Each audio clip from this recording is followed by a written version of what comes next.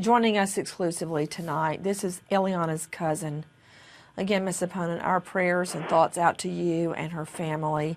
You know, it seems to me like this Plumador had Eliana's mother and grandmother, the whole bunch of them, really fooled. How did he present himself to the mother and the grandmother in order to persuade them to let him babysit? Well, clearly he was very deceptive.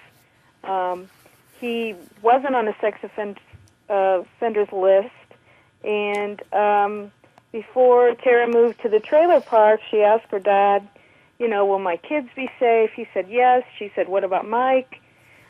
She said yeah. He said yes. They'd known him from Iowa. He's just he fooled everyone, even some of the reporters he talked to. He fooled them. In fact, at Jim's funeral, I met him, and he spoke to my son, which now just makes me sick to my stomach. But he just seemed nice. He was giving the other kids, little trucks and cars to play with, and keeping them occupied while the family, greeted everybody who was coming in. And he just, I don't know. Joining us from Fort Wayne is Elizabeth Saponi, joining us exclusively tonight.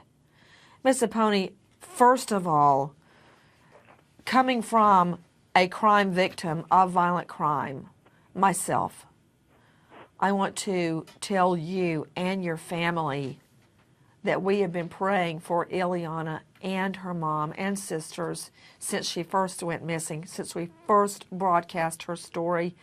I'd like to know how her little sisters are doing. I know that they are under court supervision now. Yes. As far as I know, they're in protective custody. There have been a lot of death threats against, of course, her mother, Tara, and Jeremy, the owner of the park that they live in. So, the kids had to be protected. Ms. Opponent, thank you again for speaking with us tonight. You stated that Tara gave you information about Eliana that she wants the viewers to know. What is the message? She was a very kind, trusting, and helpful girl. In fact, she taught her siblings how to tie their shoes. She loved school, dancing, of course, her sisters and brother, and she always put others first. If she got an A-, she worked so hard to get an A+ the next time. And she just really was a sweet kid.